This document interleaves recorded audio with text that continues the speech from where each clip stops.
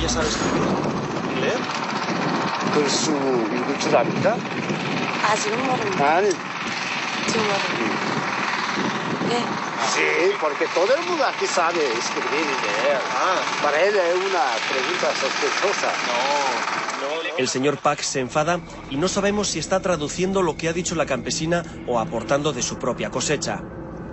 El gobierno norcoreano asegura que el 99% de sus 22 millones de habitantes sabe leer y escribir y lo considera uno de los estandartes de su revolución, pero no aporta datos sobre el analfabetismo funcional, sobre los miles de personas que no tienen acceso a educación superior porque son destinadas obligatoriamente al campo.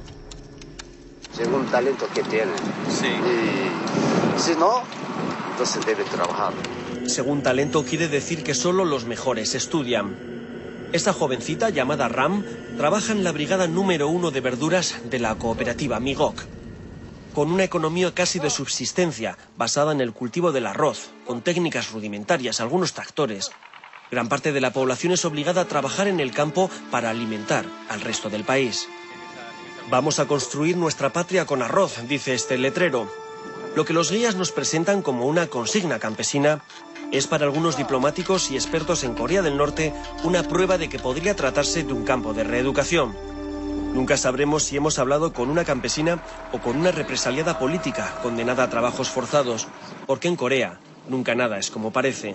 Bueno, pues hemos pedido que nos enseñen la típica casa coreana y nos han traído una especie de casa museo visitada por el presidente de la nación, en la que todo está en su sitio, todo está limpio y todo parece que ha sido colocado a posta para que parezca lo que seguramente no es una típica casa coreana. Queríamos ver una casa campesina al azar, pero en Corea el azar no existe. La casa ya estaba preparada, aunque todo ha parecido improvisado. Se trata de una familia modélica, fotografiada, qué casualidad, con el líder.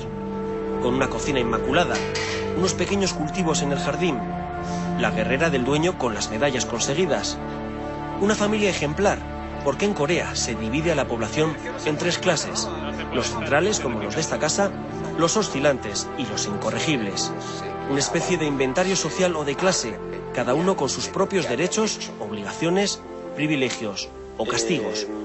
¿Es cierto que existen campos de internamiento para deficientes mentales o deficientes físicos?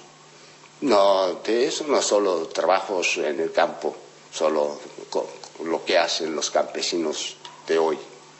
¿Pero hay cooperativas que se montan exclusivamente para gente con deficiencias físicas? No solo como en las granjas de cooperativas normales, solo ellos estaban como aparte de los campesinos de la misma granja. Este señor que porta unas muletas es lo más parecido que hemos visto a una minusvalía física.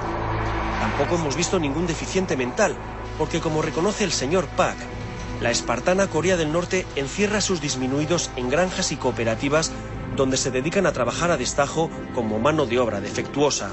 El dictador Kim Jong-il trata a su pueblo como si fueran figuritas folclóricas de escayola. Su país es como un enorme juguete de hombres y mujeres sometidos a su voluntad. Cada uno tiene su puesto y su función, y si se rompe, se repone. El gobierno ha reconocido que hubo más de 300.000 muertos durante la gran hambruna de hace 5 años. El líder le puso nombre a esa época terrible, la Marcha Penosa.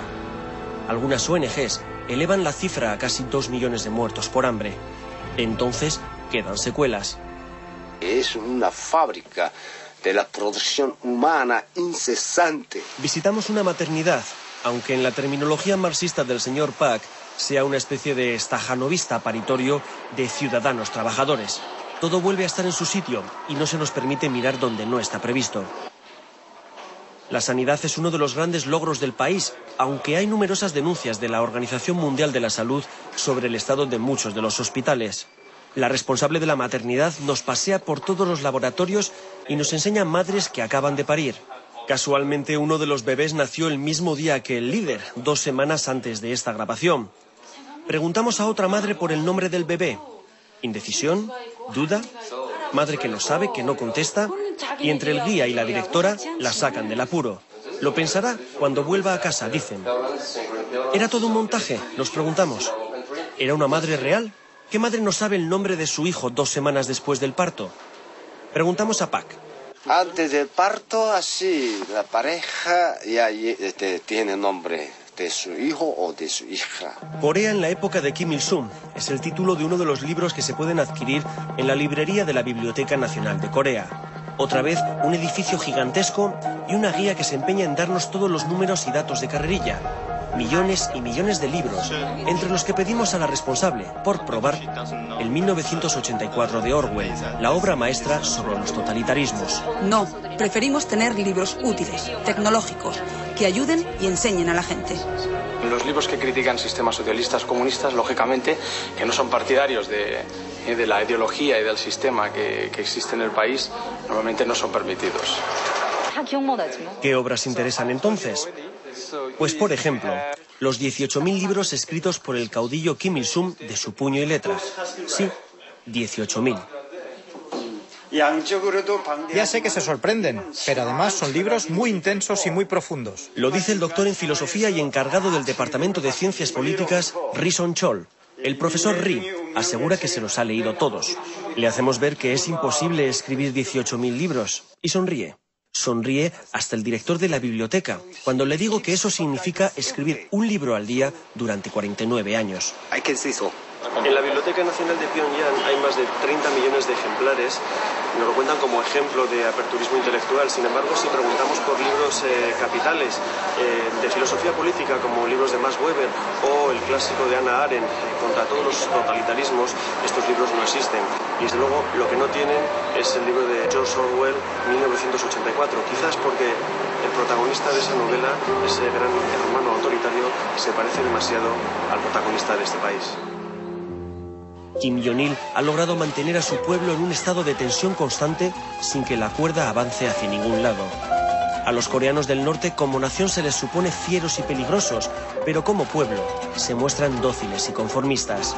Así es el último bastión comunista del planeta, un estado totalitario y paranoico que mantiene encerrado y aislado a todo un pueblo.